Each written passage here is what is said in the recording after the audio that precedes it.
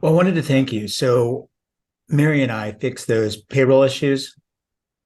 Okay. So based on the simulation, right, the stuff that errored out, we Right. were working with HR, HCM, and yeah. So thank you.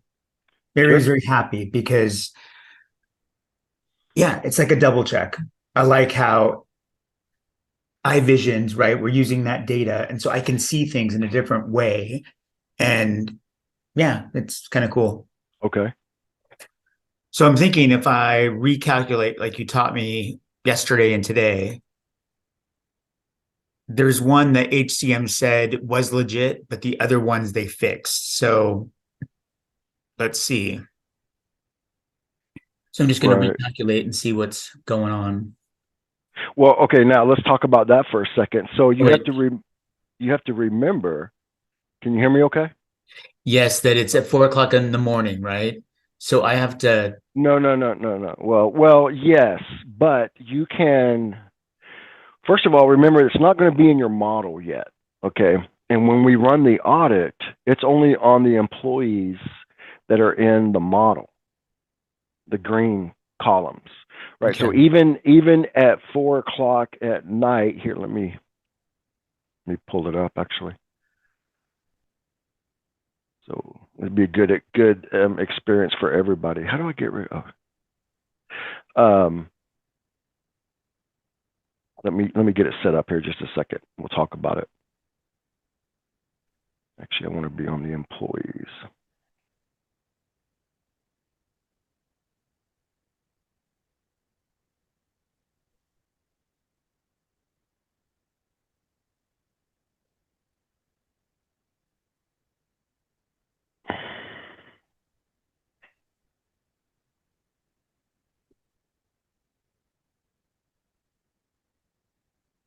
Juan, are you there? Can you hear me? Okay.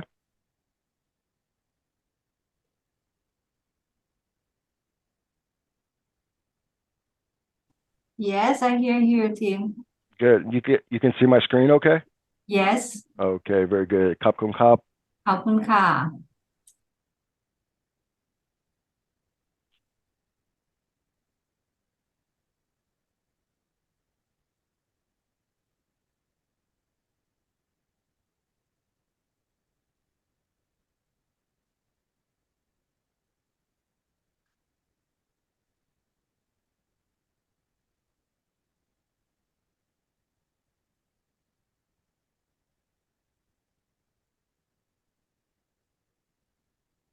And Tim, while you're getting set up, I'm going to race to the bathroom really quick and get some Okay. water. Yep. Be right Sounds back. good.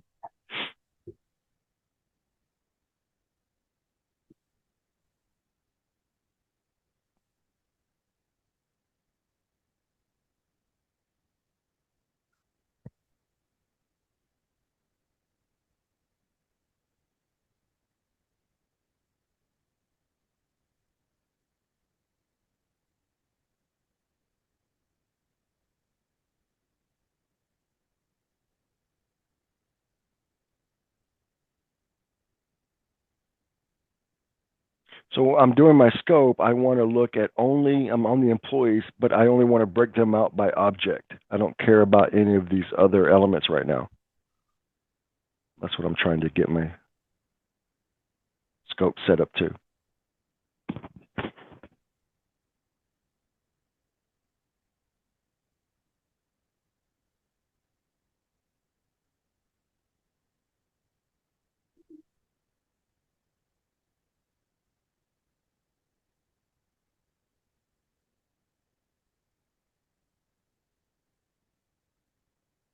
Can collapse it down.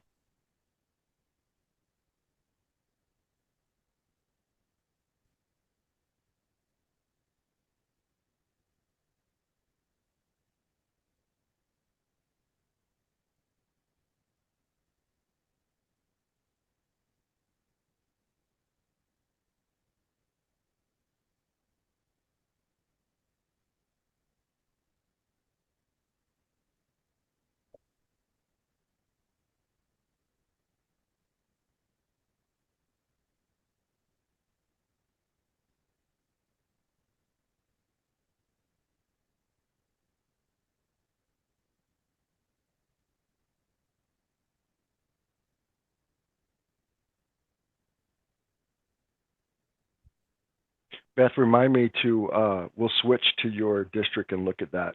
I saw your email just come in. Thank you. I have a feeling that you probably just didn't select New Year, would be my first guess. You probably just selected modeling, but we'll That's check. the only option I have. Right, and I said it the other day, you can only create a New Year from an adopted scenario. So you have That's, to, yeah. yeah, that's what I thought, but I looked at all our old ones and they all just say modeling.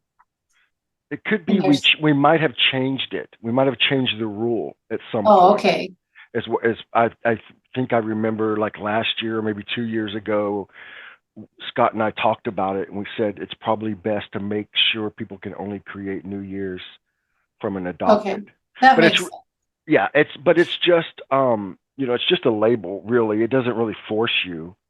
All you have to do is change the label to adopted. Try that. Change the label to adopted. Right click, change it to adopted, and then right click on it again, and you should have the create New Year Okay, all scenario. right, I'll do that. Let Thank me know you. if that doesn't work. Okay, And I'm back, Tim. Okay, cool. All right, so I'm in your 23, 24. We've got Darren, Beth, Quan, and Natalie. So just to bring everyone up to speed, Darren at Park Reynolds, when he built the New Year scenario, remember it loads the employees into the visions columns and then copies them into the model. And then as soon as I looked at this employee screen of the New Year 23, oh, hang on. I'm sorry, guys. I wanted to try something. Maybe help you see my cursor. Does that help a little bit, the little red dot? Beth, what do you say? Oh, it goes away. Ugh, I thought it would stay. I don't really like Zoom, the annotation stuff. Can you guys see that toolbar there? Is it in the way? Maybe if I move no, it. Okay. All right. You have to keep the toolbar open for the. Can you guys see the red dot on my mouse yes, cursor? yes, Okay. So maybe this will help follow my mouse cursor a little Right. bit better. yeah,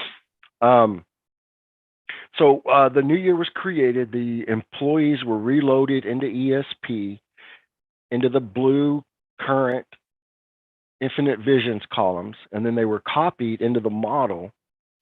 And then as soon as I looked at the employees, I could tell something was wrong with Samuel Heiser because he was in 232, object 232. So and then even if you do the right click, infinite vision details, I mean, see, it's been fixed, and that's what we're here to talk about is, so he had this fixed in Visions. He went to HR, talked to them, showed them the screenshot, and they fixed it. Is that right, Darren?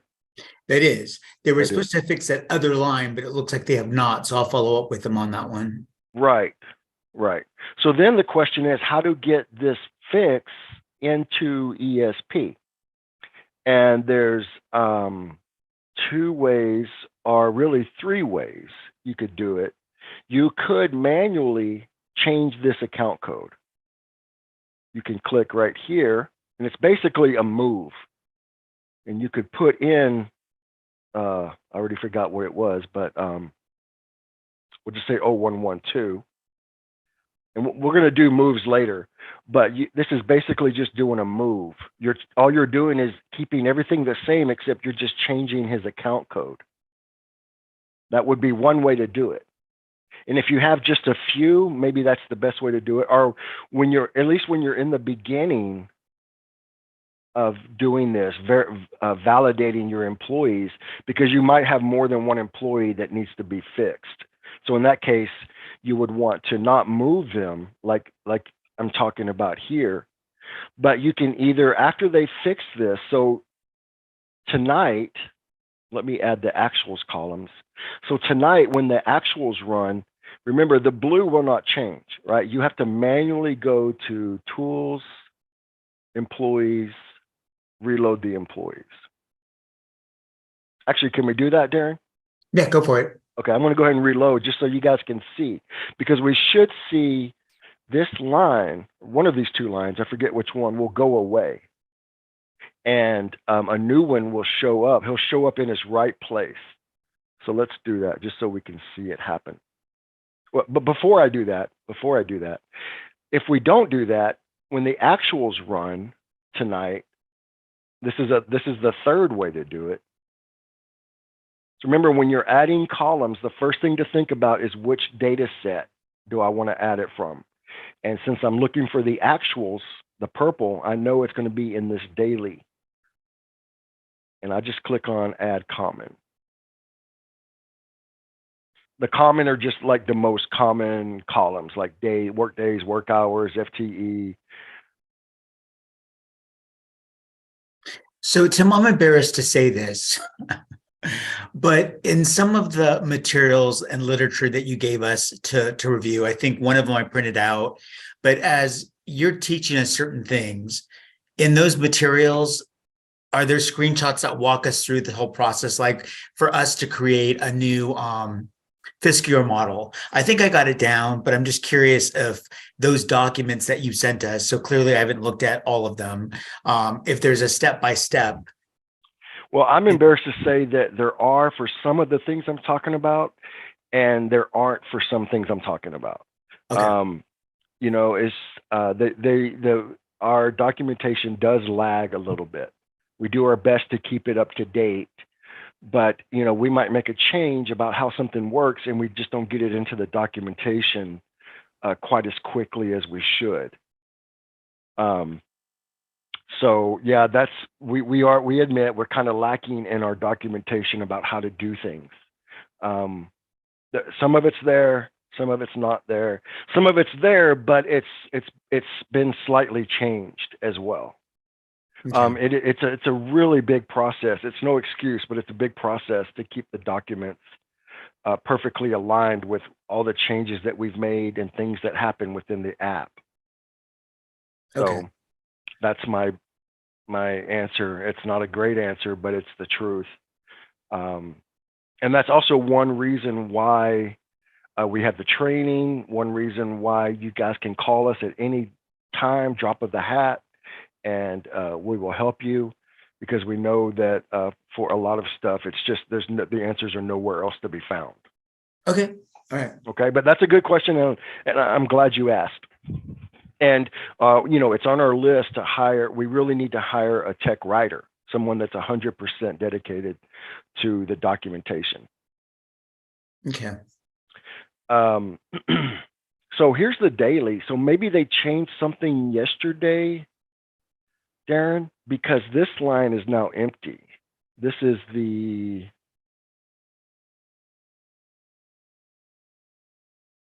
well, it was the second record. There were two records because the same account code. Yeah, So and something might have changed yesterday after you talked to them, because this one is gone now. well, I know that the changes happened today because HCM basically said that finance needed to fix it. And so I was working with payroll, and we identified that, yes, clearly it was wrong and what the new account code was. And so we changed it. Right, but I wonder if they changed this yesterday, this one yesterday, or do you think it was today to 0112? Well, I know it was today because the person that did it, we were working in tandem with them because we were documenting how to do it in iVisions. And it was like a 30-minute process. And that's why I know it was done today.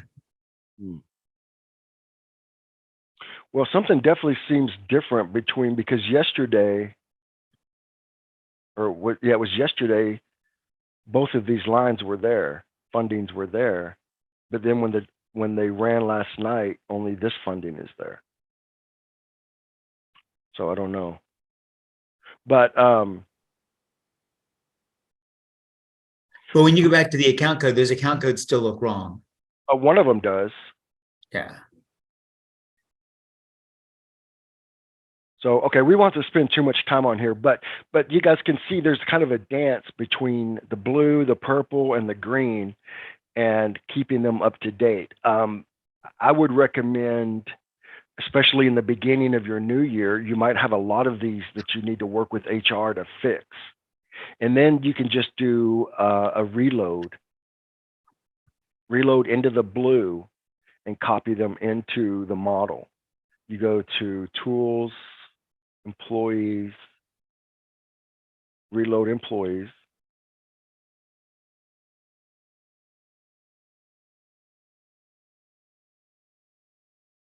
And it shouldn't take long at all, maybe a minute, less than a minute to reload the employees. And remember, you should see this date down here change to the date and time of the reload so that you know when these blue columns were updated. Okay. So I'm going to go ahead and then we'll just go ahead and copy to the model. And when you're doing all of the employees, you probably want to annualize again, because if you don't, remember over here, a lot of employees were annualized. It moved their work days up to match their work calendar work days. So if I download the Infinite Visions again and copy into the model, then again, I need to annualize the employees again. So if you have a new year like this and you mess it up with the employees, you don't have to delete it and recreate it. You can just reload the employees and copy them into the model, and it's sort of like a brand new, fresh employees. Same for the on the financials. If you download the working, reload the working, and copy it into the model, you know, you're kind of starting fresh right there. I'm gonna just reload real quick. And it's just always, this should always be one of these reminding you, if I had made any changes to the employees, moved them or changed their work days or changed salary plans, it would overwrite all of that. Because when you reload the employees, it also reloads your salary plans on the salary plans tab. If you have stepping and COLA, that stuff, it will still be there. When you recalculate, it will still apply the COLA. It will still step the employees. You're not overriding that part. Okay. Yeah, iVisions did some patch on Monday, which messed up my PARs, my ePARs. So I have a few of them once they fix it to get done. And then I'm going to go in and do a snapshot and send out to all the schools and to other staff areas a little grid so that they can confirm like, oh yeah, Jane Doe, right, doesn't work here anymore, or John Doe does, but he's now in this position to validate all this information. Right. Well, hopefully if there's somebody that's not there anymore, they won't be in ESP. Hopefully HR has taken them out. Hopefully. Yeah. Knock on wood. Knock on wood. But, you know, we have a saying in computer programming that, you know, garbage in, garbage out. Yeah. Because we don't know if something is right or wrong. We just bring it in, whatever's there. Yep. We can do some audits, and sometimes the audits will help. But if Kim Worthington is let go, and she's not closed in Visions, she's just going to show up as a funding here. And I think probably one of the harder things to do during your budget cycle is when a new employee shows up, because they'll show up in the daily, right? If a new employee shows up, they'll have a line here in the daily. They won't have a line in your blue or your green. And their name will just show up over here, grayed out, like these people. It would look like this. That Heiser, Tim, he is a new player. He got hired and he's been paid once. Yeah. What was the name? The guy at the bottom that was coded with object 20232. Oh, okay. He is a new employee hired in November. Right. But he has been paid. He got paid because that's what we were trying to fix too. Right. Okay. Yeah, maybe they're happy to hear that they've coded something wrong, and we're happy to fix it. Maybe I don't know. I would like everyone to go to the view column, view menu here, and about halfway down it says show log when applying. Please check that. Just click on it and it's checked. What did it show? Show log when applying. You want that checked. What that does, it will pop up that process log, and I think it's very helpful. I think by default we should turn this on, but it will pop up that that log that shows up, and you can see that ESP is working behind the scenes. It's this is the process log right here, or log. We just call it log.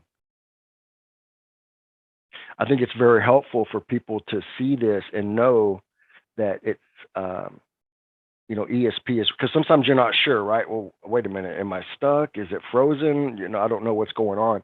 So if you have that show log when applying, anytime you save or recalculate or do anything that is going to require ESP to make some calculations behind the scenes, this log will show up, and then you can just sit there and watch it.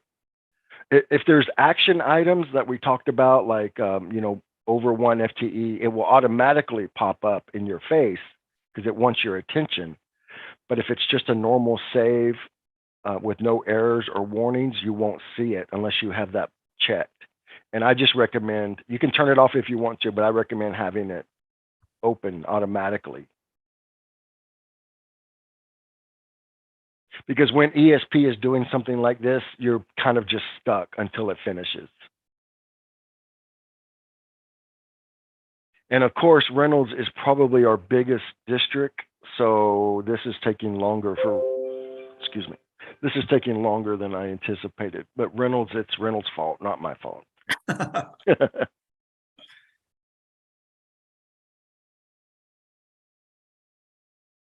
While that's doing that, I can talk about a couple of other things that we can talk about. And you guys are probably, especially the new users, wondering about the different versions of ESP. And when I say versions, I mean the different color icons. I got a screen here somewhere showing them. Okay, here we go. So when you log into Citrix, or maybe we have the shortcuts installed on your computer, but you have a red, well, actually, I'm sorry. My boss said it's orange. He said, don't call it red, it's orange. Orange icon, a yellow icon, and a blue icon. You probably don't have the yellow icon, and I hope you don't. So the way, if anybody knows anything about software, you have different versions, and that's kind of what these are. The red is called the release version, and it's generally our most stable version. But because of that, it might not have the latest fixes or enhancements, right? Let's say Darren calls me and he found an error that we need to fix. We might fix it and just create a yellow one just to test it first. And then if the test works good, then we'll create a blue one. And then if the blue one works after maybe a few days, then we'll create a red one. So we generally yellow is the latest cutting edge, but there might be something wrong with it because we just made a change. And if you guys know anything about software, one change can break something else that you don't anticipate. But so we usually have, or if you call and you need a certain feature added, we might build a yellow one just for you, and we have to expose the yellow icon to you. But for most of you, you're only going to have the blue and the red for right now. So my advice has always been just go ahead with the blue version. It's called the pre-release.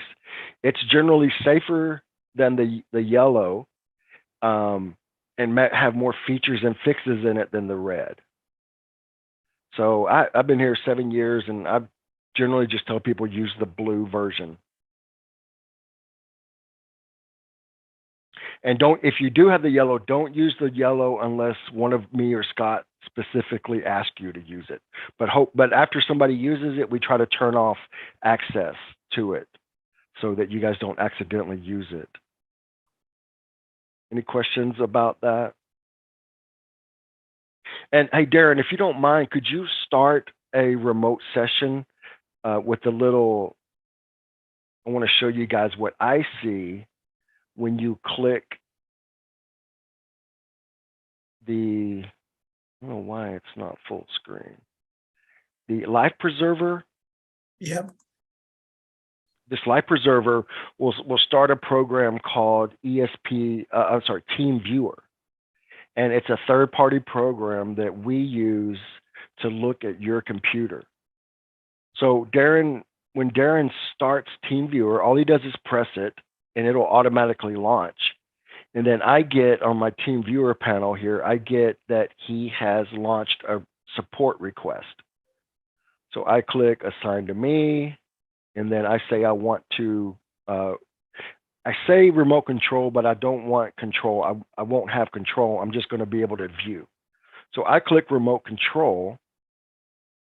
He'll get a message saying Tim Knight would like to join. And he clicks OK. Actually, I think you get it twice for some reason. He has to click OK twice.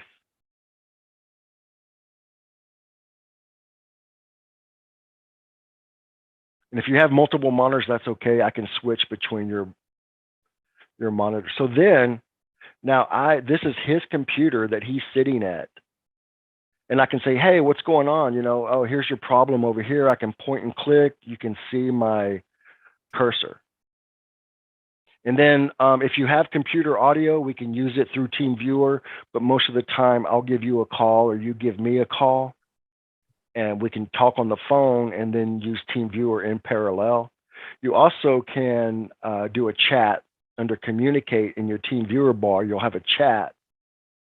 And you can also, if you don't feel like talking, just say, you know, hey, Tim, how do I recalculate? And then we can chat back and forth as well. So that's TeamViewer. It works pretty well. Notice I don't have control when I click. I'm just can click and point and say, well, here's your problem right here, or click this button right here. All right, so we just reloaded Reynolds employees. There are a bunch of action items. So Darren, this is a good example of when you would want to save a spreadsheet. Save this to a spreadsheet so that you don't have to keep rerunning rerunning the audit. Okay. And that actually brings me to something I wanted to talk about next. Is there any questions about TeamViewer or the different versions? Which version that you guys should use? All right. And then when we're done with TeamViewer, you can just close it, or I'll close it, and we'll be done, and it goes away. So it's really helpful. It's a really good tool for us helping you figure things out. So, oh, I need to be on a remote. I wanted to show you guys how, for the people on Citrix and the cloud, which I think is most of you. Okay, here's ESP, but I'm running this remotely. I'm running this just like the cloud. Richland, I think Richland might be the only one on the cloud here today, but I think the same goes for Citrix, right? You know, when you're running ESP, you're running it remotely. You're running it on another computer. So when you want to save something, you have to point it back to your either a network drive or your computer. So let me create a spreadsheet real quick. Because you have to map it. Okay, so I have a spreadsheet here. And again, this spreadsheet is actually on the remote computer. This did not open Excel on my computer and put it in here. You can copy it and paste it into your local Excel if you want to. Or maybe the better way to do it is if you go to Save File, save as. Initially, the first time, you have to go to Browse, and you should see, like, see this, you should see something like this. Sorry. Something like this, L on Tim server. That's the name of the computer that I'm on, my local computer. So it's mapping back to my local computer.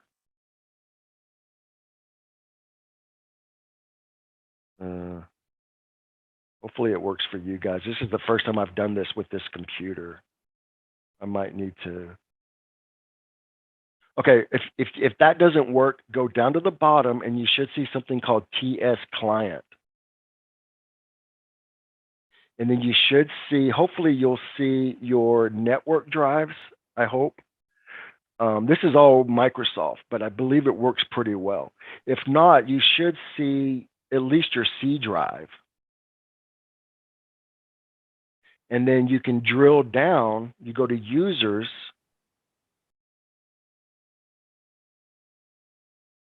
Tim Koenig, this is the user I'm signed in as right now. And you can save it to your documents folder. I always like to save things directly to my desktop because they're easy to find. So I drilled, if you look at the path up here, it's network, TS client, C. You are the TS client. Your computer, your local computer is the TS client.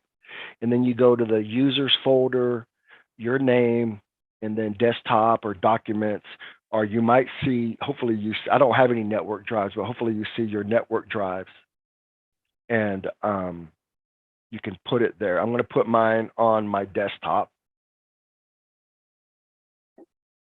And it does take a second because it has to go through. You'll get something, a little window pop up, Microsoft Excel. It has to contact it. And so now if I look over here on my desktop,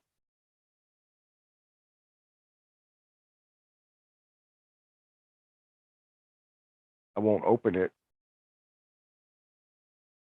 but I'll show you. I can drag it. So here's the book 2 that I just downloaded. It was called book 2. So this came from the cloud. You created it on the cloud, but then you save it back to your computer. So that's really important. You guys might already do all of that with using Citrix. I'm not sure. Hopefully it's the same process. So make sure you test that out, make sure it works, and let me know. Everybody I think I've ever worked with, it works pretty well. And then I'm going to delete this because if I don't, I'll always wonder why is it there. I just got Windows 11 and I'm trying to get used to it.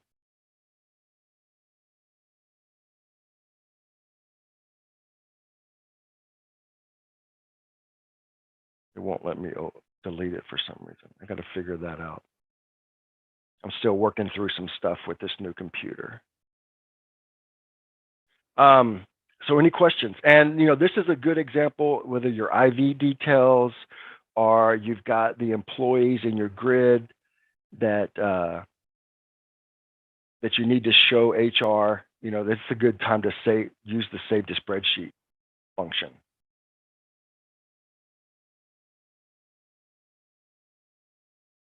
I'm going. Can you guys see my toolbar down here?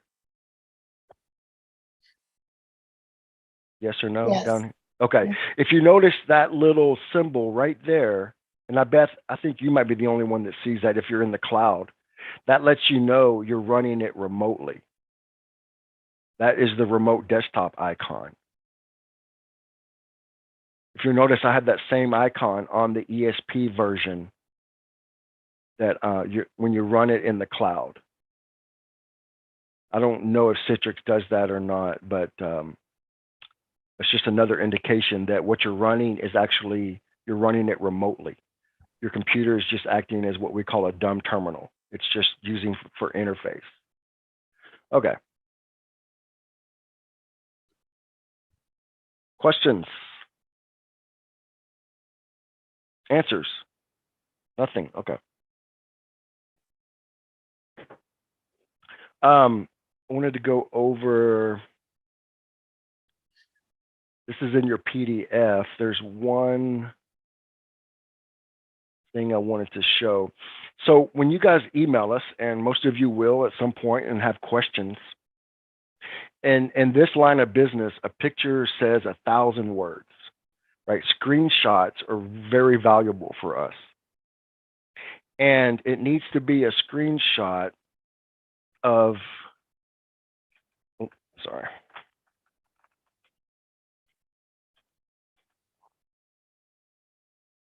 The entire screen. There we go. Oh, there we go. Okay. So if you get an error pop up, some people will just send a screenshot of the error, but you can see, I don't know which tab you're on. I don't know which scenario you're in. I don't know anything. All I get is this.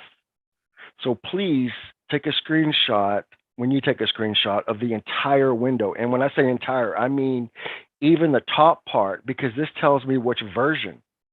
You can see this screenshot was taken. I know it was from the beta, right? Because we talked about versions a while ago. Sometimes I know, oh yes, we know about that error in the release. Yes, we know about that. If I see that it's the release, and I can see the last time you recalculated, if you have a green flag, I can see a lot of things.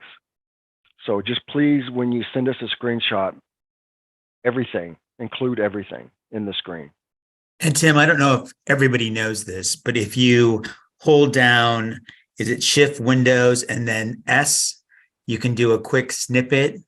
I learned that like a year ago, and I love that that's a shortcut. Shift Windows S. And then with the handles, you can do whatever you want to copy. So go to the top of, Oh, I see. Like that? yes, Oh, cool. it's super fast. Right. So where did it go after I selected it? Did it just copy to So- the did it just copy it? Yes. And so when you go and open up an email, just do Control V and then paste it in there. Right. So here's the email. It gets so big on this screen. So Control V. Oh, yeah, there it is. That's pretty awesome. So Shift Windows S.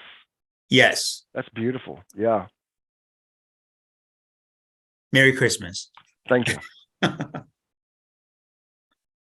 So if you were in ESP and something happened or you had a question, Shift Windows S, and you would want to grab it all the way up here in the upper left and drag it all the way down to the bottom right. And as soon as you let the mouse cursor goes, it puts it on the clipboard. And then you can start an email, click in here, Control V, and there it is. Don't worry about it being too big. It can never be too big. The more information, the better.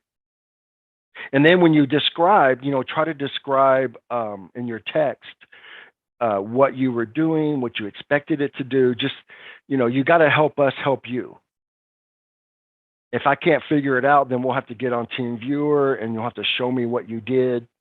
But hopefully it's enough information in the email where I can figure out what's going on my side, and then we can fix it or get a response back to you without having to spend too much time just trying to figure out what happened.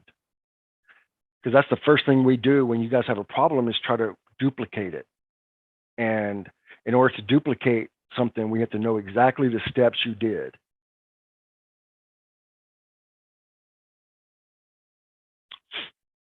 All right.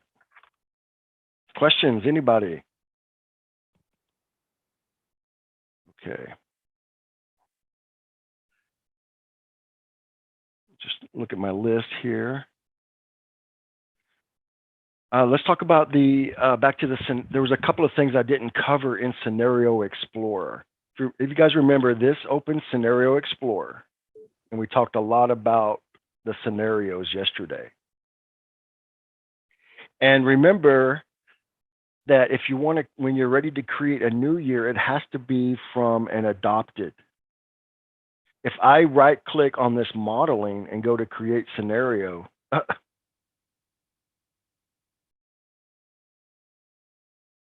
Well, maybe I'm lying. I thought it had to be a, okay. Hmm. Well, take what I'm saying with a grain of salt. Maybe I'm wrong, but I thought it had to be an adopted. I'll have Well, to that's look. how it worked for me. You were correct. Once I changed it to adopted, then I got Right, the option, but I didn't have it before. right. So I think this is wrong. It should not be there. It wasn't there the other Monday when I tried. Only this was there. So maybe if you change one, it lets you do all of them. I'll have to check that. But if I go up here and right click, create scenario, notice I don't have New Year. But if I were to change the status, and these are all of the statuses, and all the status means is it's just changing it from a modeling to an adopted. You know, other than now when I right click and create, well, I don't know. I'll have to look into that. You might have to. Is it because you're in test and not PRD? No, because PRD is a copy. Okay, but anyway, don't worry about it. We'll get it working. But most of the time, because you're only going to do that once a year or maybe twice if you delete. And remind me, we'll talk about deleting in just a second. But most of the time, you're going to be right-clicking, create, and you're going to do a scenario model, right? Most of these we just call modeling. And these are like what ifs. Right-click, create, and it's a copy, an exact copy of whatever the parent, we call them parent and children. Whatever the parent has currently in it, it doesn't do any reloading. It doesn't go to Visions or Business Plus and grab anything. It just makes an exact duplicate.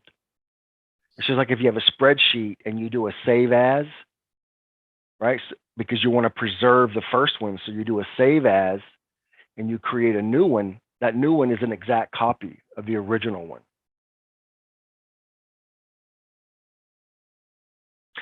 Real quick, we do have this thing called reference scenarios.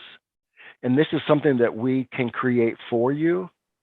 Once you have all of your assumptions, which we have not talked about yet, in ESP or in your scenario. And you know, before I forget, I'm going to change this back to modeling.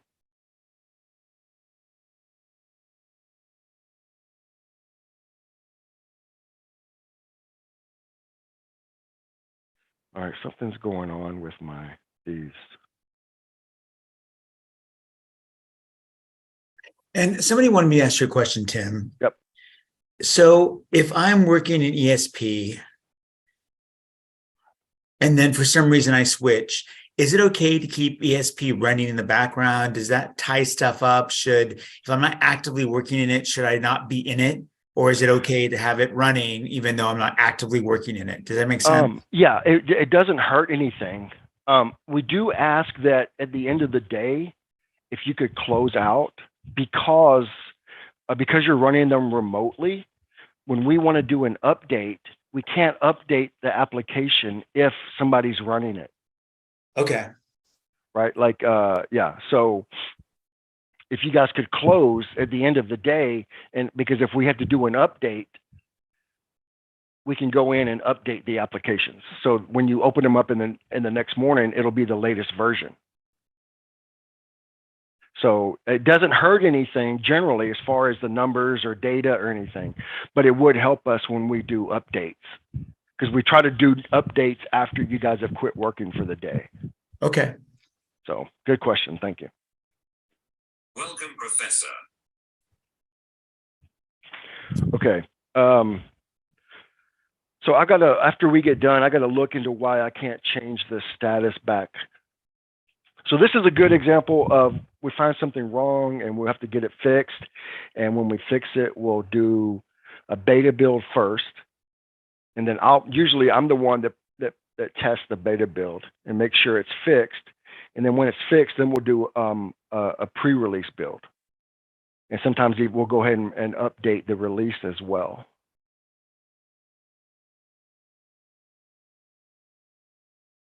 Okay, so I was talking about the reference scenarios. You can create well, ESP will create them for you, these 3 scenarios right here. And all it does is it creates a copy, a model, and it does a 1% COLA, a 1-step, and a 1-day. And it uses the baseline, which we're going to talk about here shortly, so that you can easily see the cost of a 1% COLA, a 1-step, or a 1-day. And when I explain what the baseline is, it will make a lot more sense to you. Deleting scenarios. It's okay to delete a scenario if you want to, but you have to make sure let me scroll down here a little bit.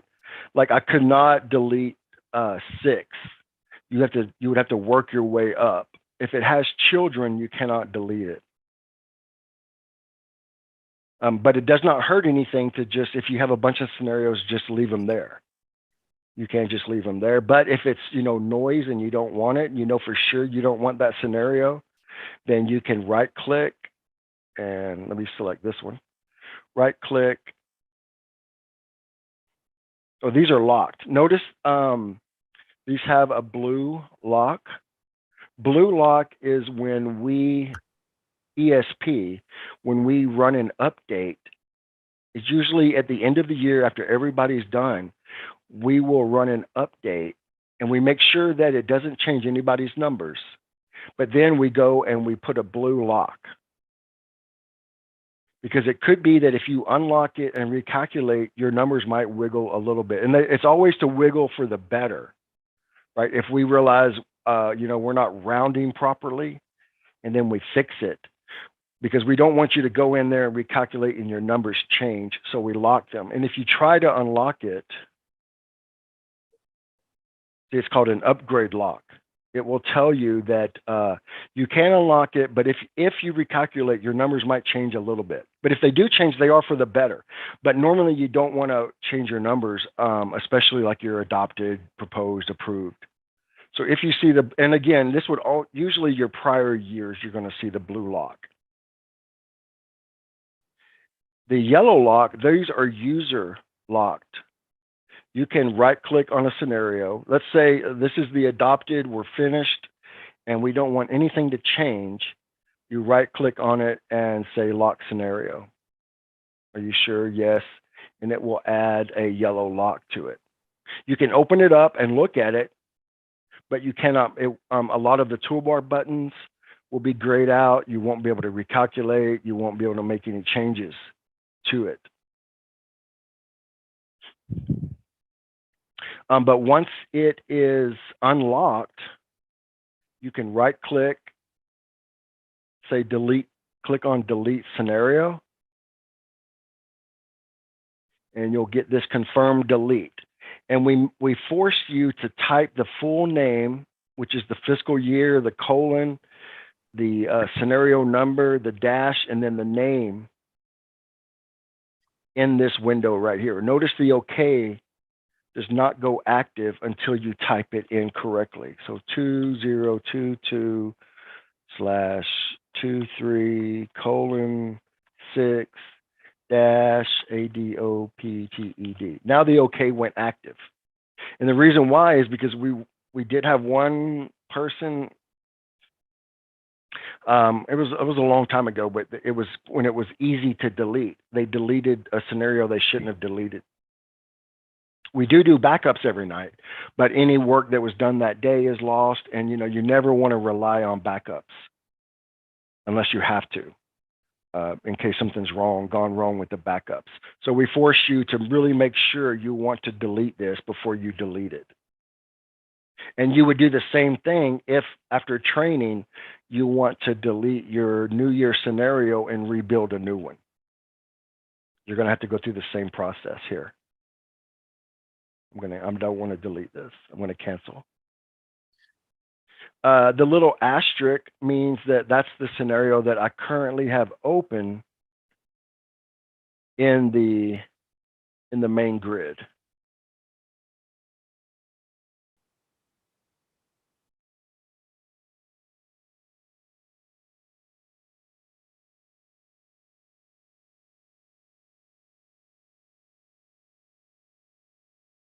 Any questions so far? We talked about deleting, creating. One last thing is the labels. I guess I didn't have that. Oh, I do. Okay. Oh, because it's adopted now, right? Yeah. One thing is the label. And the label are what's in the parentheses here. You can right click, update label, and get an error. All right, just something else for me to check. Do you guys get an error, or is it just me? Because I am running the beta right now.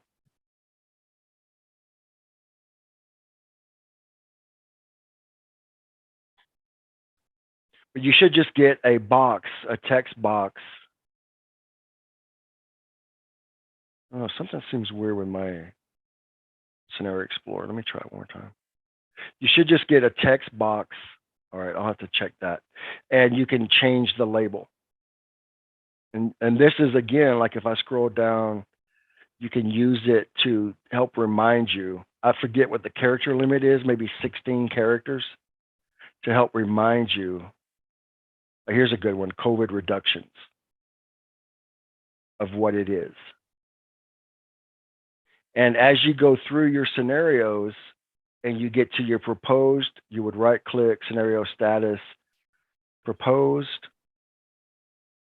And then you're either going to create a new scenario to be your approved, or if you stay with this, if there's no changes, you can stay with the same. If the board does not have any changes, you can stay with the same scenario and then just change the status of this one to approved. And then again, if there's no changes, just change it to adopted. If there are changes, then you want to right click, create scenario, and create a new model. And that's going to be your adopted. So it's a little bit of a juggling act with the scenarios. And the more you make is fine, but it's more to try to remember what each one has in it as well. But for right now, we're just talking about mostly your first year, your first scenario in a new year. This is the one that we're all working in right now. This is the one that you want to spend a lot of time on the employees, making sure that as they're in the right place as of right now.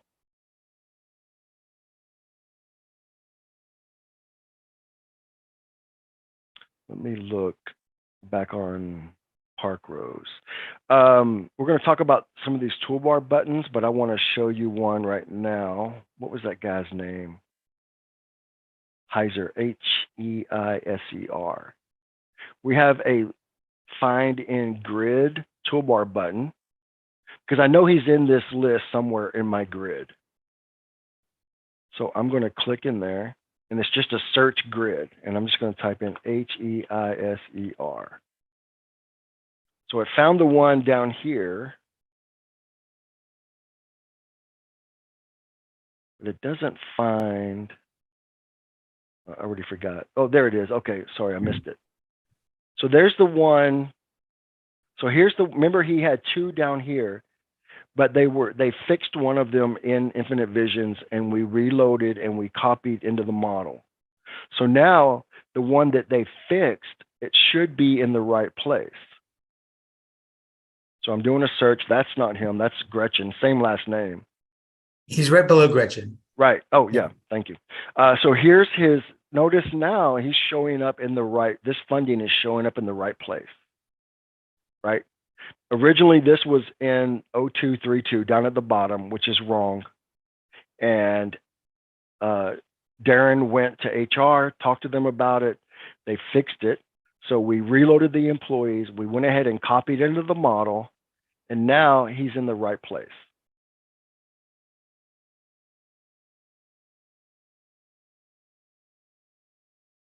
So here's a very good example. We reloaded the employees at 118 today, and they came in blue because we reloaded and he's in the right place. They fixed it today. That's why there's no actuals here, because as of last night, he did not live in this account code. Does that make sense, Darren? Mhm. But tomorrow, these values will be here when the actuals load. These will be there. So hopefully, I mean, I know it's a little confusing,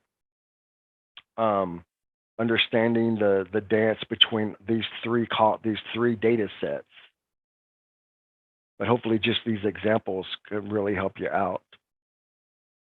If we did not reload the employees today, his name would show up right here tomorrow. It would be in the same spot. It would be gray with a line through it. There would be no model values because he's not in the model. There would be no current infinite visions values, but there would be these values. And then at that point, if he goes, oh, okay, good, they fixed it in HR, I need to bring him into the model, he could right click and say copy funding from 2023 actuals. And it would copy just him, because we reloaded the employees and copied all the employees into the model. That would just copy just him from the actuals into the model. The current would stay blank. It's going to stay blank until you manually go reload the employees. Any questions?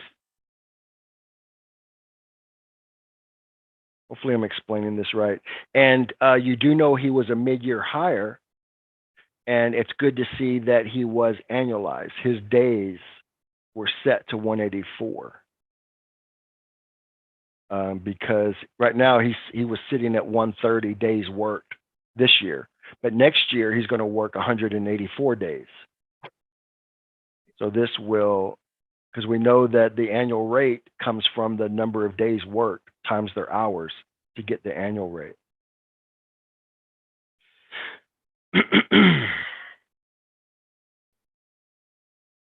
Questions? Anybody? So I would think if I worked there, I would work with HR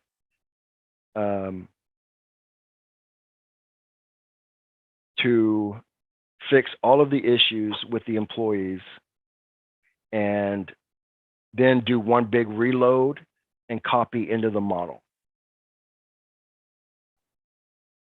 I mean, fix the problems, right? But every day you're going to have new employees showing up that will have actuals, but they won't be in the blue or the green. And you'll have to decide, did they replace somebody? Are they a new employee, a new hire? Do we need to budget for them next year? That's probably the biggest part of working with the employees. So Tim, I've got a question. So I'm not sure if we're going to cover it today or maybe tomorrow or Friday. So I was powwowing with Mary Kanigi. Yep. She's a yeah, contractor. she loves ESP. Yeah. Yes. So she was showing me about where to go for PERS. So we looked at the updates are that going to happen, which I think that's in the assumptions page. Mm-hmm. So those things are published, right? And it looks like those rates have gone down, which is a good thing, is what she was saying, because we have more money for other stuff. But are you going to go over that in the assumptions and where we put that information at? Absolutely. Okay. Yep. I'll just show you right now. There's still a lot of other assumptions, but just to cover it. So on the assumptions, we're not going to go into detail yet, but this is where when you click on something on the left, you'll get the properties on the right. That's how the assumptions work. This is where let me show you a good example. This is where you set up things like these are all of your payroll cost. And for most of you, everything's already set up. When we first bring you on as a client, we'll go through all of these with you and make sure they're set up. And generally year to year, it's just making a few modifications to them. So everything should pretty much be there. There are times where this year, I think last year actually, a new payroll tax shows up, and you have to add it. The family medical leave had to be added for all of the Oregon districts last year. So let's look at Social Security because it's the easiest to understand. So under trigger, this is called mandatory costs, and this is what we see on the employees tab under that mandatory cost column. And we'll go back and look at that momentarily. And then these are all of the mandatory costs that's calculated on all of the salary accounts. And if you scroll down a little bit, you have these things called object groups. Let me collapse those up. These object groups. And notice one of them is called salary accounts. So you make a group of objects, and these include all of the salaries. These include the roll-ups as well as any financial salaries that are on the financials tab, like substitutes. Because you say anybody in this group, you call the group salary accounts. And what that's saying is in the trigger, it's all the salary accounts, apply these calculations to them. So even if you put in $1,000 on substitutes on the financials, it's going to calculate these calculations on that $1,000. It's not just $1,000 even, it's $1,000 plus per Social Security workers' comp. And then they get rolled into, let's look at Social Security, scroll down to the bottom on the right, the result. So put the result of any calculations with Social Security into 0220. But what I want to show you right now is, so you click on it on the left, you look at it on the right. I'm not going to go over each one of these because it's really not necessary right now. It should be set up correctly. But what you're really in the source amount is the total wages. And wages is their annual rate plus any supplemental pay, right? It's not just the annual rate comes from the salary plans, but then they might have supplemental pay that needs to be taxed as well. So we say an employee's total wages, apply this rate. And then you scroll down, we have qualifiers and schedules, which we'll talk about in a minute, but Social Security doesn't use a qualifier or schedule because it's just one rate and it's applied to every salary. You have these, we call them factors. This is basically the multiplier. And the multiplier is, and remember we talked about a percent sign. If there's no percent sign, you enter it as a decimal. So the factor for Social Security is 0.0765. And there's two. So the second one is always one unless you use it, because we've had some districts where they've had to chain two numbers together, 0.0765 times another number. So, but 99% of you, this second factor, factor B, will be 1. And this is the infinite vision. So this is saying, because in the blue columns on the employees, you have fixed cost as well. And those are calculated because remember, the blue is what they're currently getting this year. This is what they're currently getting or being charged for or whatever the factors are. So in the blue columns for 21-22, they're getting 7.65%. But let's say next year we know it's going to go to 8%. If you come down one more level, here's the model factors. So this would affect the green columns. You would change the model factor A to 0.08. You would leave the blue at what they're getting this year. And it's just so you can reference those two columns next to each other. The blue is what they're currently getting. That's why we call it the current data set. And the green is what you expect to happen next year. So you would always be changing for all of these, and this goes across pretty much all of these assumptions we're going to talk about, is the model factor. That changes the green column values. And this is something that you would check for the new year. This is the cap, right? Because Social Security only calculates up to a certain number and then it stops calculating. So we had to add this. I think we added it just a couple of years ago, that only calculate this calculation up to the first $142,800. Any dollars over that, don't worry about it. Don't calculate it. So this is something every year, because I believe it goes up a little bit every year, you would want to check for your new year scenario. And this goes back to what I was saying, that these are the kind of changes you want to go through and make. And bring up Scenario Explorer. These are the kind of changes you want to go through and make in your fiscal base, your first scenario, so that as you create other scenarios to work in, these numbers will already be there. You won't have to go in and make a change to this in every scenario. If you go ahead and create a bunch of scenarios and then you find out that Social Security is going to 8%, you would have to go into each one of those scenarios if you care about them. If you don't care about them, you don't have to worry about it. But if you want it to calculate correctly, you would have to go into each one individually and change this to 8%.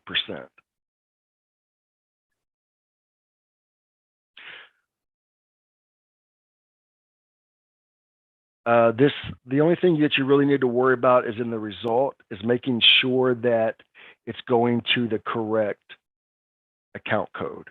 This is on the financial, so it rolls into all of the Social Security that is being calculated up here. It's going to roll into the Object 220 on the Financials tab. And sometimes you might have one or two calculations feeding the same object. So for the first one, you would want to clear the totals. If this is not checked, clear totals, it will just keep building on itself every time you recalculate.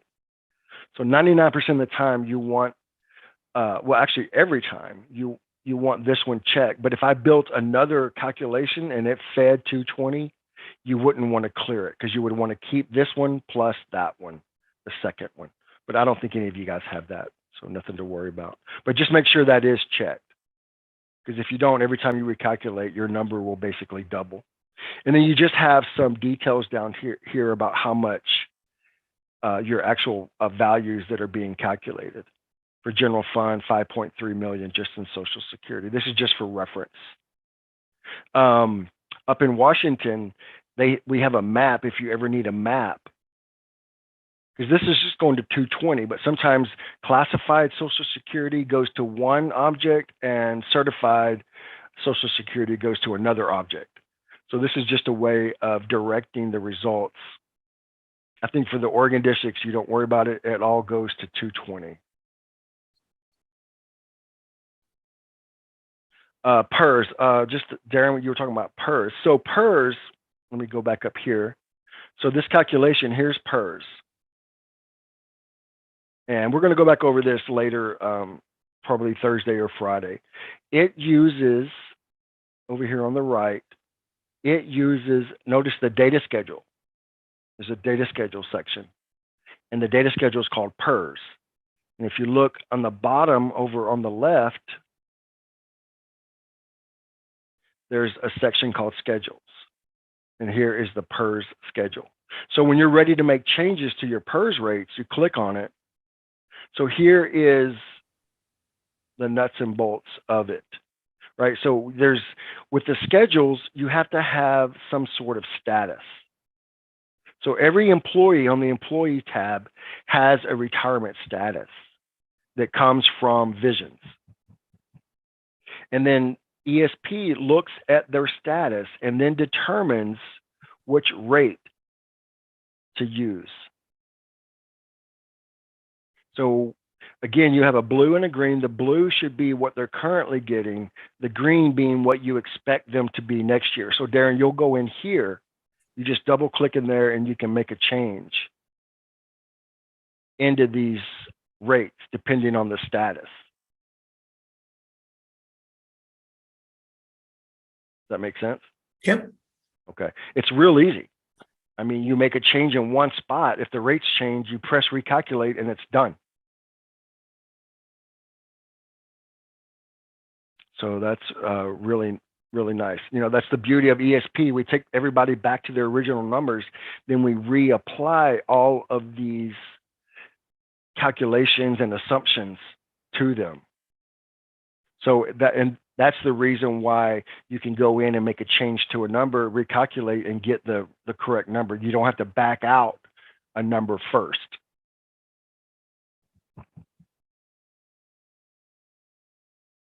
All right, we'll talk more about the assumptions tomorrow. But luckily for most of you guys, everybody here has been with us for a while. Most of these are already set up, especially the calculations. I know I spent a lot of time with people last year getting this paid family medical leave. It was real easy. Oh, here's a good example where I don't know why, but they were calculating 0.004 then times 0.6. I don't remember why there was two calculations, but this is an example of where you used A and B. It takes their wages, multiplies it times this, and then times this, and it puts the result in object 0244. So I don't know why. And if you want it on supplemental pay and non-roll-up pay, you would check these boxes too. Most of the time you do want it. I think by default, those are checked. But we'll get back to the assumptions tomorrow. Any questions real quick while we're here? Okay, why don't we just take like a quick 90-second break, and then we'll get right back to it, okay? Thanks.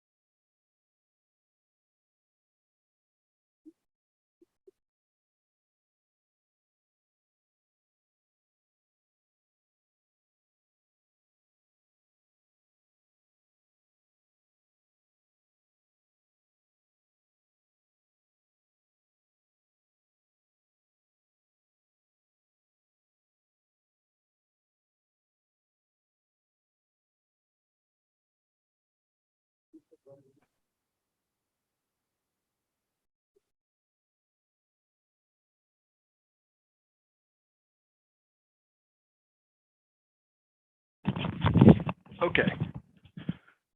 So let's go over, excuse me. Let's go over some of the toolbar. I probably should have done this earlier. We'll start on the financials. Talk about some of these toolbar icons. One of the good things is when you put your mouse cursor over it, you get a little tooltip that is telling you what it is. So you know that these two are for saving and seeing what you changed. As soon as you make a change, it will go active. Next two are print. If you need to print, which I don't think anybody ever does directly, probably better to send it to Excel first. And I'm not even sure if you can print. You have to map your printer as well if you're running this remotely. Cut, copy, paste. The green plus, that's when you want to add, if you're on the financials, you want to add a new budget item, which we'll do tomorrow or Friday. And then X is to delete an item. In ESP, you cannot delete anything that was brought in from the ERP system. So if a budget item comes in with dollars in it, or an employees come in with dollars in them, you cannot delete them. You can take the dollars out, or you can inactivate the employee, or you can move it, but you cannot delete it. The only thing you can delete are if you were to add a budget item, your own manual budget item, you can delete those.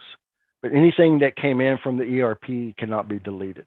And we'll use this when we add budget items, and it's going to be the same on the employees. You can add them. You can add budgeted positions on the employees using the green plus. The refresh, that gets used a lot. If you make a change and you don't want to keep the change, or if something just doesn't look right in your grid, just simply refresh, and it just goes out to the database and it grabs all of the values and brings them back. A lot of times after saving, the grid will refresh, but it will only refresh the row that you made the change on, and then it will flash just to let you know that it did refresh, but it only refreshed the row you were on. So you need to manually refresh to have everything update with the changes of that row. This is if you're running a process and you want it to stop, you can, if you're like running budget book, or you're recalculating, or you're saving, sometimes it works, sometimes it doesn't work. It just depends on where it is in the process of whatever it's doing. It doesn't get used very often, really, because you're not going to stop whatever you're doing. So I don't recommend using it because it might save part of what you're trying to do. And this is for when we make changes to salary, it will automatically show you the fixed cost, the mandatory costs that are associated with the salary. You can turn that on or off so that it doesn't annoy you when you're trying to add salaries. Generally, you just want to leave it on so that you see, when you put in $1,000, you see all the other associated costs that will be with it. This is the delta column that we talked about. You put two columns next to each other, and you want to compare these two. So once they're next to each other, you just left click to select this column. You're not right clicking, you're just left clicking to select it. And then you click this button, and it will just do it has a little triangle delta symbol, and just tell you the difference between these two columns. And in the grid, you'll see if it goes down, it's green. If it goes up, it's red. And then when you don't want that column anymore, you can just right click, hide. Let me show you, there's actually at least two other delta columns. Once you have them next to each other, let's say you want to see the percent difference. Like when I was doing this with the COLAs, I wanted to see that it was actually 5% difference. You put the columns next to each other, but instead of left clicking, you right click, and you have this little sub menu called calculated. And you can do delta percent. And this will pop up and say, what do you want to call it? And we'll just call it, normally you don't care what it's called, but change. It will tell you the percent. There's also, that might not be too helpful, but you have what I like to use a lot. If you go to right click, calculate delta value and percent. This will be the dollars and the percent change. And I'm not going to change the name. If you don't change the name, it'll just call it this, which is usually good enough. But if you want to change it, you can. So this gives you the dollar change as well as the percent change, if that's helpful to you. So just using the toolbar button will give you just the dollar delta between the previous two columns. If you want more information like percent, you have to use the right click, calculated, and you notice there's a few others if you ever need to sum or multiply them. as well. You could add those together. I'm gonna hide this. Tim, I have to run to the restroom. Not Okay. that you guys all need to know that, but I just don't want you to call my name and like, hey, where'd you go? Darren, where are you, man? Where are you? So I'll All be right, back. man. Be quick. The plus and minus, this is for just expanding and collapsing the tree. If you hold the control key down, for this, it doesn't really matter because I'm only 2 levels here, but it would expand all the way up or all the way down with the control key.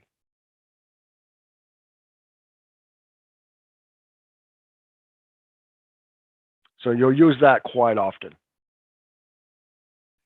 These are the sort arrows. I think we did this a lot yesterday. This is to clear the sort. So I'm going to sort this column. And notice when you sort, you'll get the red arrow. I do get asked sometimes, especially new users, they'll say, why is my grid like this? Normally it's going to go in the order of the element, the first element, and numerical order, ascending. But if you sort, obviously it's going to be based on how you sort. And then if you don't realize that, if you close and reopen and come back tomorrow, you might forget what you did. And if you do have a sort on, notice that the clear sort is now active. We'll just clear that to unsort it. Now it's back to gray. Nothing is sorted. By default, this is the sort over here. The tree is sorted ascending on the tree, the main tree. This can move columns. If you left click just to select it, you can move it left or right this way. I usually just drag. And you can actually, I believe we have it now, I thought, if you hold the shift key, no. Yeah, if you hold the shift key, you can select multiple columns, then let go, and then drag, or maybe you don't let go. I'm sorry, it's been a while since I've done this. Hold the shift key down.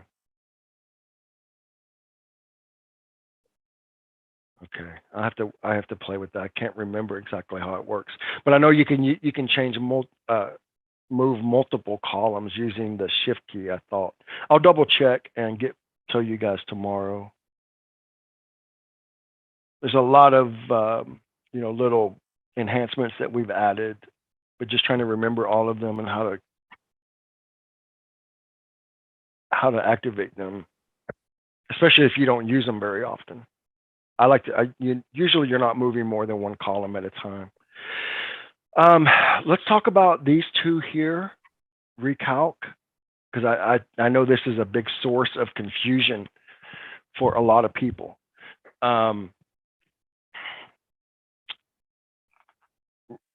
Recalc is a good example is on the salary plans yesterday, I did stepping and COLAs. I applied them to the salary plans. Those would not be applied to the employees until you recalculate the employees. And then those dollars would not roll into the financial tab here until you recalculate the whole scenario. So there's 2 types of calculations, employees and financials. So you can go, and we're trying to move to just combining these 2 where it's one recalculation. But the employees do take a little bit longer than if you just recalculate the scenario without the employees. But hopefully we're going to move to just one recalculate button. So recalculate will go through each employee and reapply all of those factors on the assumptions, reapply all of their COLAs and stepping, and it will change the values here in the employee grid. But it doesn't roll those values into all of these financials amounts until you recalculate the scenario. I'm going to recalculate the scenario just so you can see. When you recalculate the scenario, you have this checkbox here. So if you've made changes to the employees, if you've moved people around, if you've done COLAs and steppings, you need to recalculate the employees too. If you haven't, then you don't have to worry about that.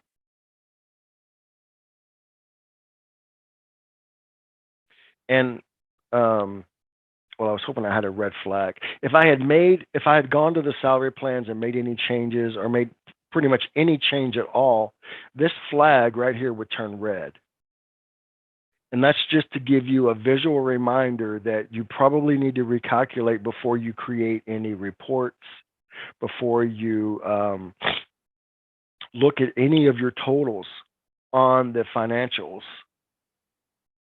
because you're not fully recalculated. It hasn't moved and rolled up all the values it needs to roll up from the employees. Or if you go to the assumptions and change a rate, it won't apply that rate until you recalculate.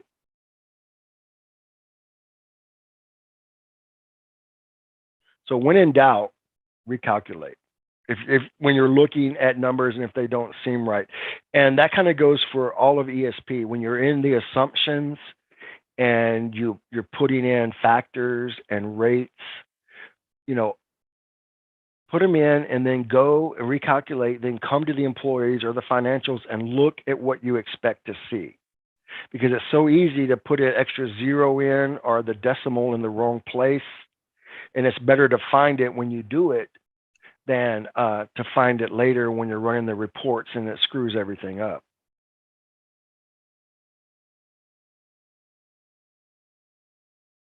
So I would take the assumptions when you're changing factors, take them one by one or no more than a couple at a time, make the change, save, recalculate, come to the employees, make sure the employees do what you expect. Just like yesterday when I did the stepping and the COLA.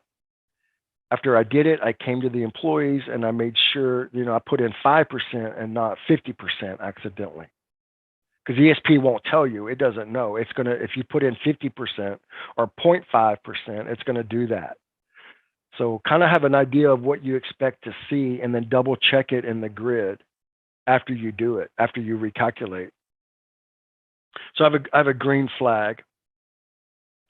But if I went to the assumptions and I changed this factor to 03, so notice when you're making a change, after you make a change, these two buttons go active. There's nothing to save until you make a change. And if you forget what you changed, you can click on this. Okay, I changed this mandatory cost, factor A, from 4 to 3. I want to save that. And so when you save, a lot of times you're giving the ability to go ahead and click to recalculate. So it's all part of the save. It saves and then recalculates the employees and then recalculates the scenario. I don't want to recalculate just yet. You don't have to recalculate until you're ready to start looking at the numbers and validating. But because I have show log when applying, this log will pop up just to let you know it's doing something. And notice my flag went red after making a change. So always pay attention to the flag, especially when you're ready to start verifying your numbers and what you expect to see. Since I have not recalculated, this new rate will not be applied on the employees at all. And that number will not roll in, that new number will not roll into the financials until you recalculate. Hey, Tim, will you do me a favor? Can you toggle back to your financials? After you recalculate, everything will refresh as well. Go ahead. Because you had a view. So my view looks just like what I'm seeing on yours. Mm-hmm. But when you were doing some stuff, because you said when you want to change stuff, make sure that you change it in the adopted. So that view, how do I get there again? Does that I don't make understand sense? no, I don't. Well, first of all, you can't change things in the adopted. Well, it just seems like on the very left where you have, it says totals and you've got this stuff, right? It seems like earlier when you were showing us the banner and what things stood for, it had like the different scenarios that were created from our adopted. And I'm trying to figure out how I get there You're again. talking about Scenario Explorer? That's what I was looking for. Okay, thank you. Yeah. Yeah, you do have a bunch of information in Scenario Explorer that comes from your actuals, your modeling, and your current, just kind of for reference only.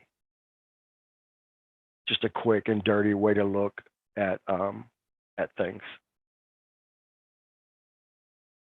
All right. So that explains. Any questions about recalculating? I guess the bottom line is if you make any factor changes, or after you've made changes, when you're ready to see the results of those changes, just recalculate. Go ahead and I would suggest recalculate the scenario and click recalculate the employees. Why not? It only adds a few seconds to the recalc process, and that way you'll get a green flag, and at least you know everything's been calculated. The numbers might be wrong because of another problem, but at least you know that it's calculated. Because it would just take too much time if you make one change to recalculate every time. Maybe as computers get faster, we can get there. But right now, it's just a limitation because there's just so many. Because like I said, we take everything back to its original and then reapply all of the factors. And there's tens of thousands of records that it has to do that to every recalc. Anybody questions? You will see remove empty records. We don't have any empty records right now because we just reloaded everything in divisions. But when you start zeroing things out, you might see some empty records. You'll see it on employees sometimes, empty records. They'll have a little, I'll see if I can find one, a little square white box next to it, which means it's empty. And empty in ESP means it has to be empty in the model, the current, the actuals, and the baseline, which we have not got to the baseline yet. I was hoping to do it today. Yeah, let's do it today. But let me finish the toolbar menu. This is a validate employees. I think this runs, that's a new, let's see what it does. I think it runs the audit, but it might take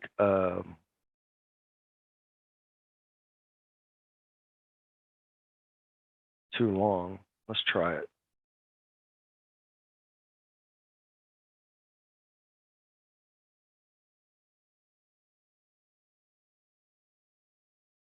Yeah, that's going to take too long right now. So let me double check that and get back to you guys tomorrow on if it run. I don't know if it runs every same audit that it runs like when you recalculate, because when you recalculate, it runs audits as well. So I'll get back to you guys on this one tomorrow.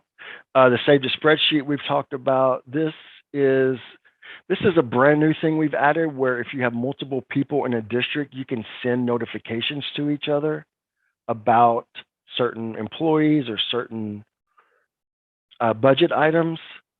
It's brand new.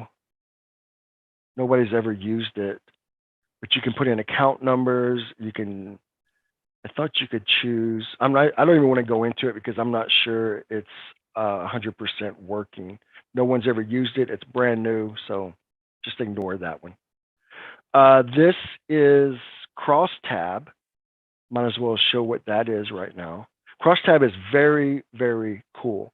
What it does, it allows you to lay scenarios next to each other for comparison purposes. A good example is, I'm going to add this scenario, and this scenario. You double click them, it moves them to the right. And then you have, oh, what are you doing, Windows? Then you have a financials and an employees tab. Don't click on the employees tab because if you have a lot of different employees in each one, it can take a long time to load. You would want to minimize your scope. But let's say you want to compare the model amounts in these three different scenarios. You've made changes and you want to see how they compare to each other.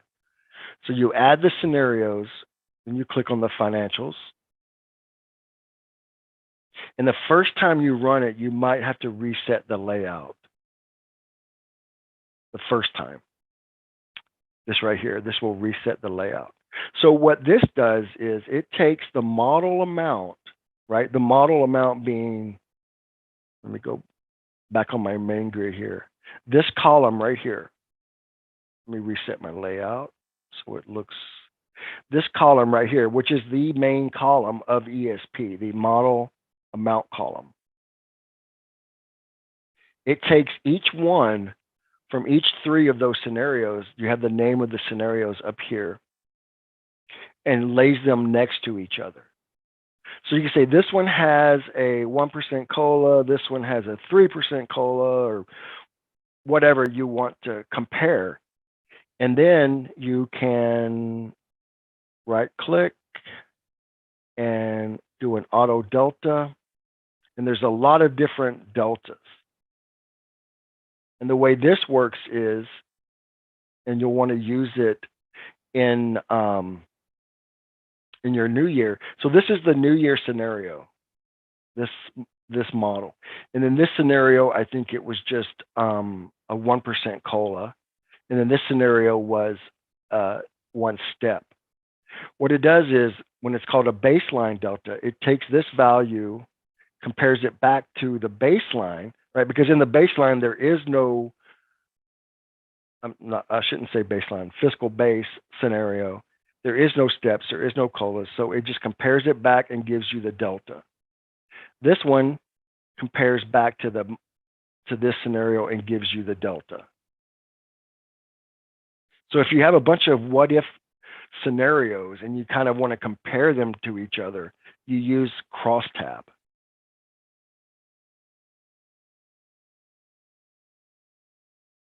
You have a scope here, just like you do on the main grid, so you can slice and dice your scope however you want to look at it. But it's pretty nice for when you have a bunch of scenarios and you need to compare them to each other, you use crosstab.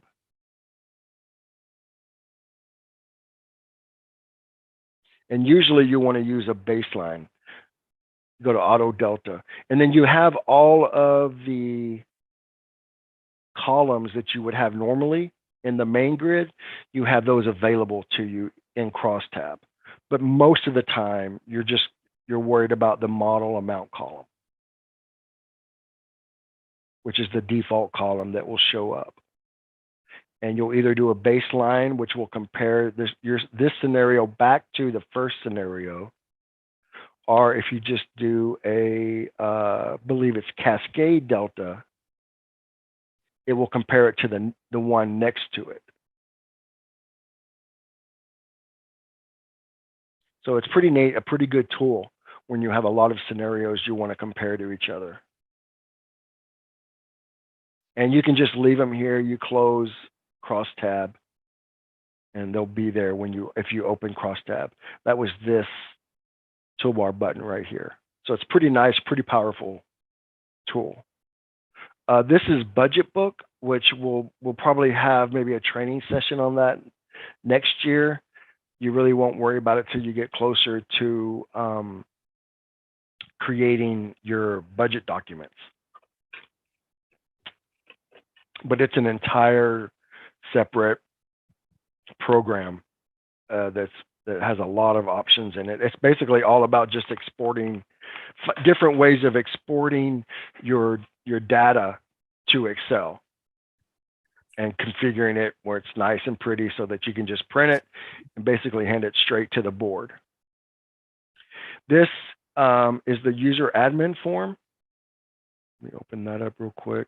Most of you won't be in it very often unless you have responsibility centers, you have managers that you need to add, or you need to set up budget control groups or responsibility centers.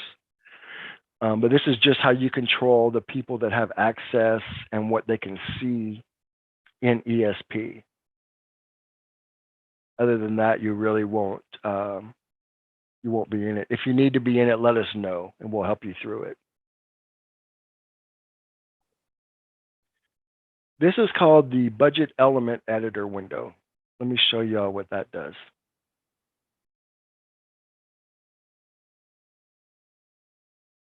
So ESP loads all of the budget elements from your ERP, and it puts them in their correct.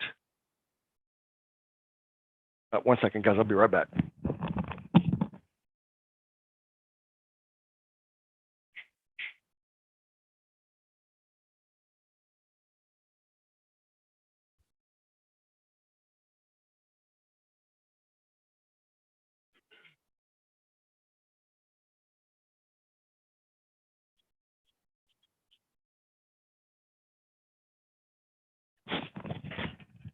Okay.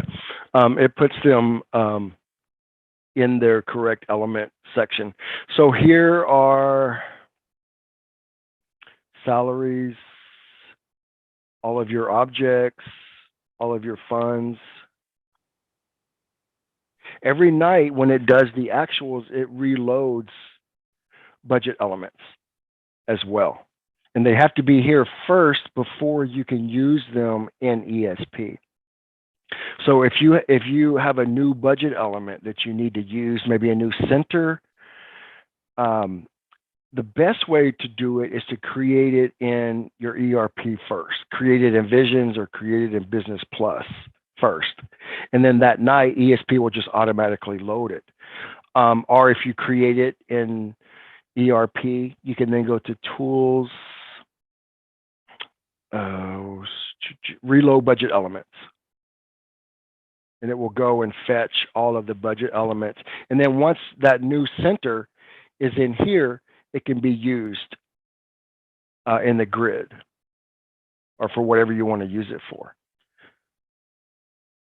So that's, or you can create a new one here if you really need to use it and it's not in your ERP. You just click the green, you find the area you want to add it, click the green plus. And then if it does appear in your ERP, it will try to merge it. But I think the best way to do it, so if it doesn't line up exactly, you'll end up with two different budget elements if they don't line up exactly.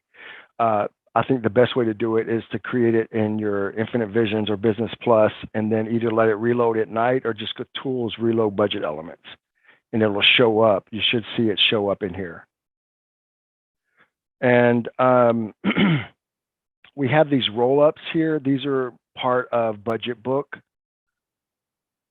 I'll just explain it real quick. So like in your reporting documents, you might want all of these just to be listed under salaries. But this is only used in Budget Book.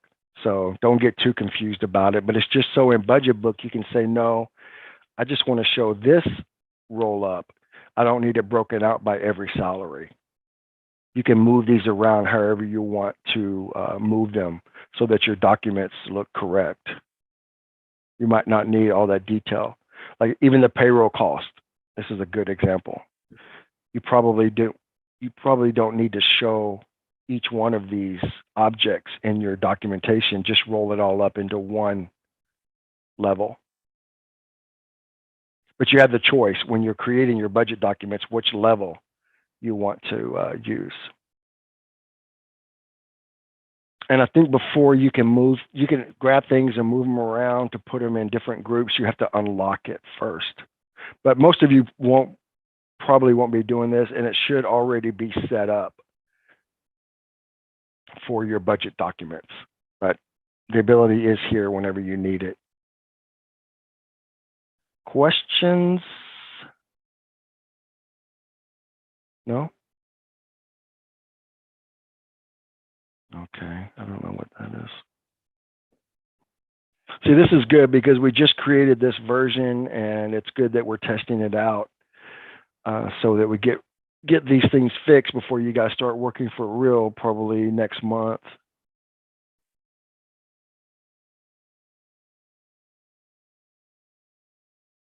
All right. So that's budget element maintenance. Oh, I'm sorry. This is budget element maintenance. This is that process log that we talked about. It should be opening up as you save if you have this view show log when applying. But if it closes and you need it to come back, you can click on it, but it's only going to show you Actually, my last process log is still open over here. The last process log.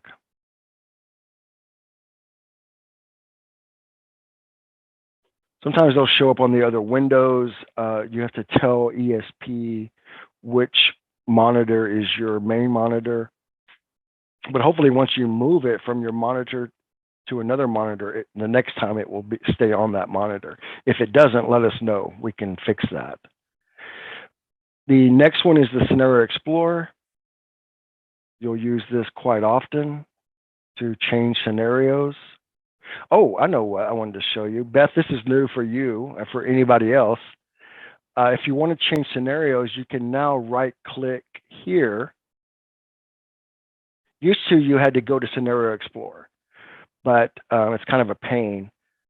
If you want to just change scenarios, you can only have one scenario in this fiscal year. But as you create the this fiscal year scenarios, you just right-click on this heading, and you'll have your scenarios. You can change scenarios quite easy from right here, and you can also lock it from here and recalculate and update the label from right here. I like that. Yeah, so you don't have to open Scenario Explorer to do these things. That is new. Any questions about Scenario Explorer though? You know, understanding this, or just anything about the scenarios, modeling. As we get into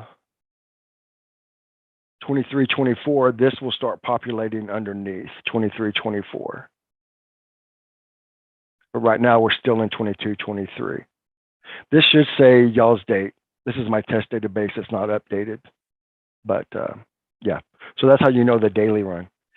And again, you can always check the date down at the bottom.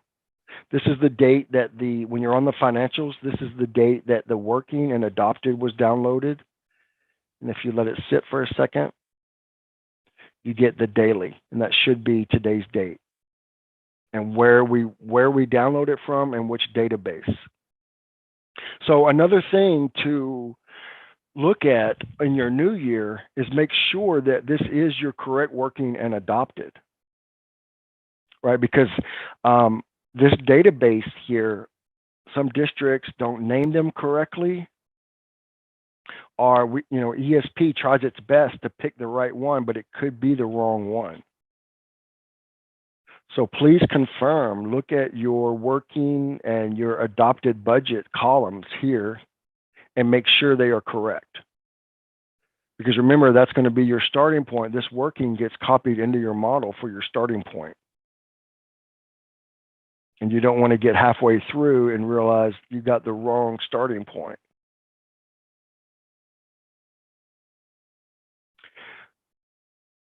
These are the audits. When you make changes, as you make changes and when you write your comments, we track all of those. You can either do an audit on an individual. I don't have any changes on this right now, but you can even right click and say audit. If you make a change on just this line, you could see just the audit of object 0115.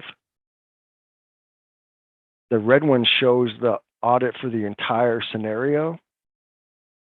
So you can see today at 2:22, I recalculated, and these are the results. So anytime when you do reloads, recalculate, build new scenarios, that'll be here. But then you also have sessions about when you make individual changes. Let's see.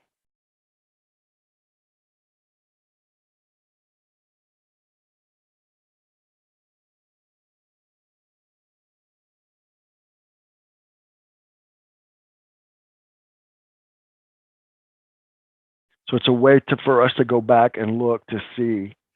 You can see that yesterday when I was adding COLAs, and today when I changed that factor on the assumptions tab. So we can always see what happened. There is a tracking. This doesn't get used very often. It's just a way to select columns. It just gives you all of the columns, and you can move them left to right for what you want to see in the grid. Generally, I don't see people use that. You just, when you want to add a column, you just right click. Usually it's going to be one of these data sets, and then you find the column. Like if I want to add the adopted, go to, I know it's in the infinite visions, which is the current, the adopted. And you can see there's quite a few other columns. On the financials, there's not near as many as there are on the employees. So here's the adopted column that I just added. So when you're adding columns, the first question you want to ask yourself is, which data set does it live in? You know, what color is the column going to be? And then you have a few other, these other columns, these are independent of a data set, right? The account code, just some other things that you might use here, status. These are independent of a data set.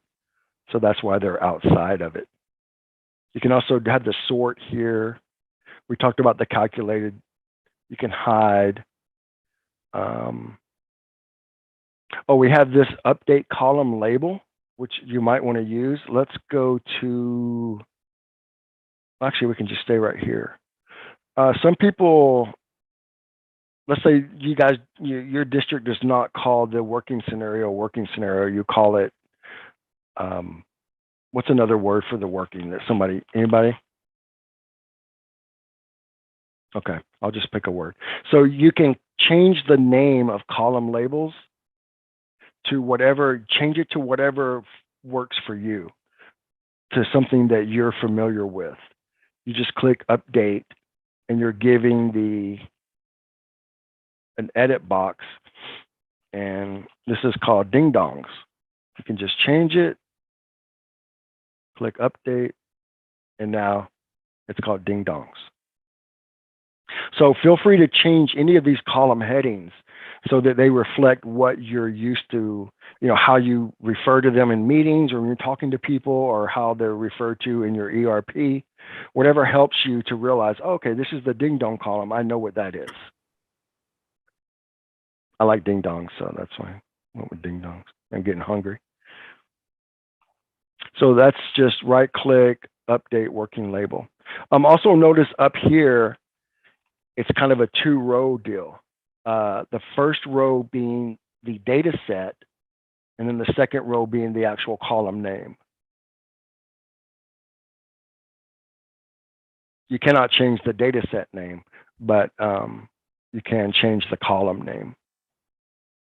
These are tooltips. Anytime you see this little yellow symbol, that means there's a tooltip. Every column has a tooltip.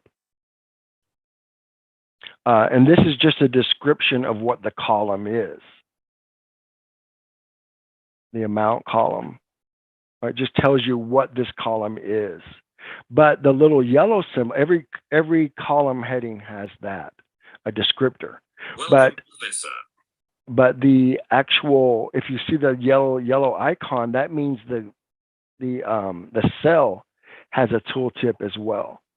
On the financials, they're not really that important, but when we get over to the employees, a good one that gets used a lot is like this fixed cost total. So the way to activate it is you click in it once and then let the mouse cursor sit to the right side. And for this tooltip, we show you where the $10,225 comes from, right? The total wages is $41.78.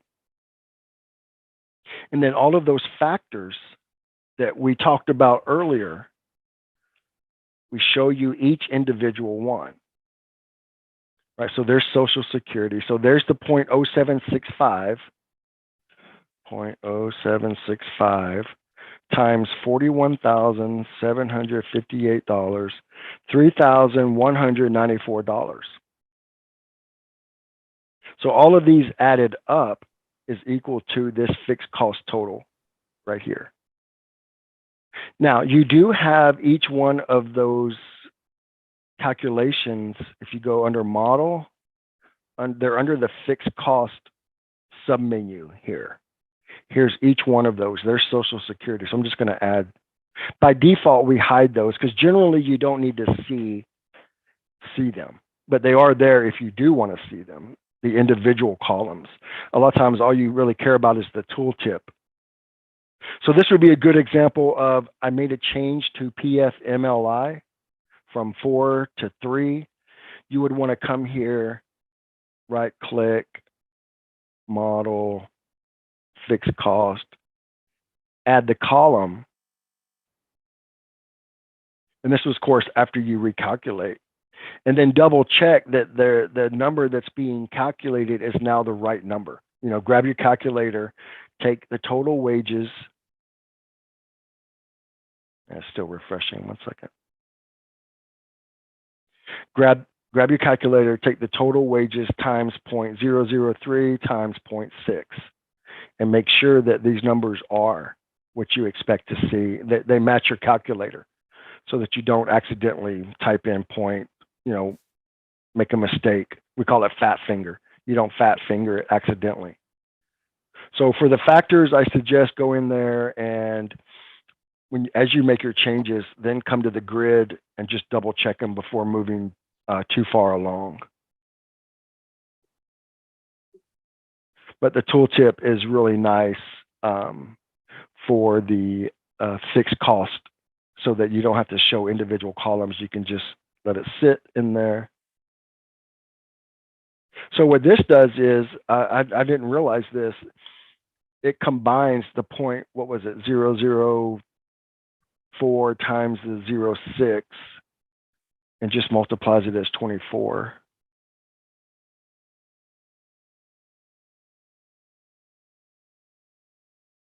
All right. So let's go, before we finish, let me just talk more about, I didn't finish the toolbars, sorry. So that we talked about the grid selector. I wouldn't use it. I never use it. You can just right click and find the column that you want to add. This is, be careful with this button.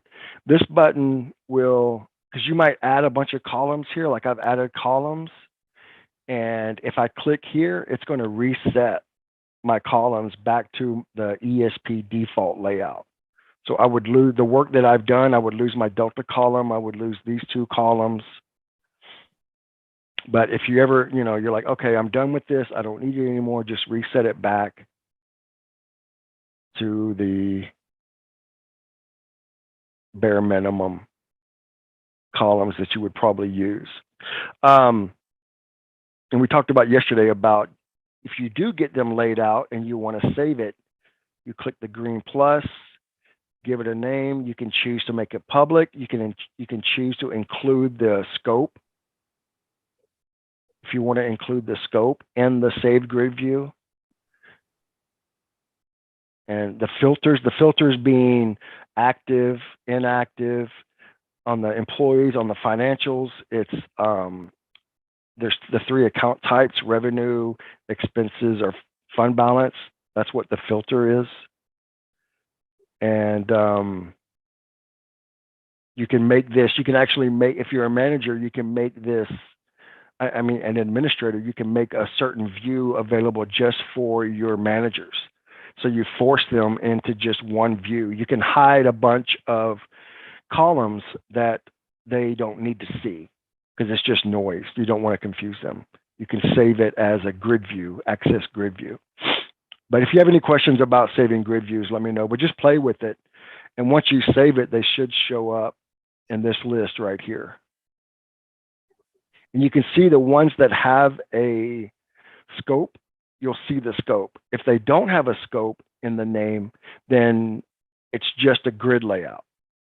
These 2, like budgeted positions all, is the scope and the grid layout, the column layout. If there is no scope in the name, it's just a grid layout. So you can be in any scope and have that grid layout. And then this is the search, and this is a search in grid. It's just like the Control F in Excel or Word. Actually, I think Control F actually opens it. And this is when you know, I think you'll use this a lot when you're looking for an employee. Let's see, is there a Smith? Yeah. So you just type, and by default, it's going to search this column. And it's going to find the first one, and you just do find next until you get to the one that you want. But, so she's in function 2410. Let me show you this other find.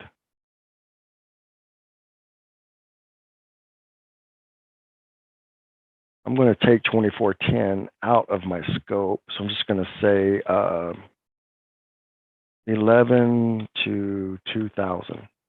And when you're using a range, it doesn't have to be a valid number. Like there might not be a function 2000, but still any functions in between this will work. Because I want to take Darlene Smith out of my grid.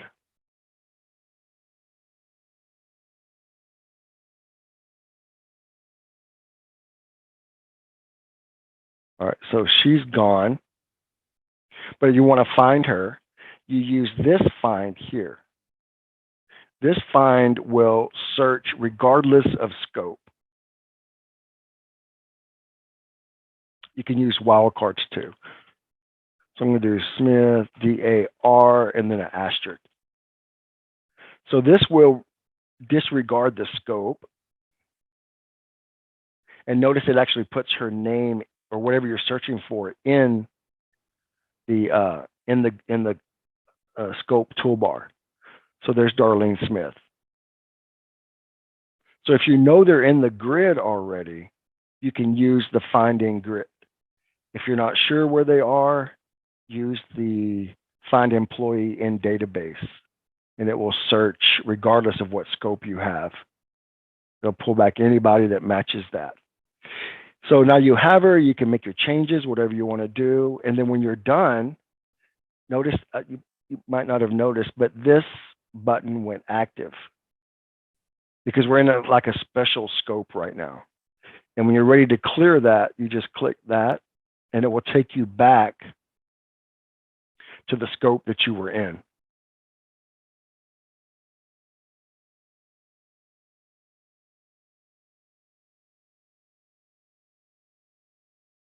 All right. Kind of getting to the edge of my screen here. I think that just about covers. And then this one is the team viewer that we talked about earlier. You guys probably be needing that occasionally when you're stuck and you need help. We do get a notification, but if we're not sitting at our desk or looking right at the monitor, we might miss it. So if you start Team Viewer and we don't accept it or you don't hear from us, go ahead and give us a call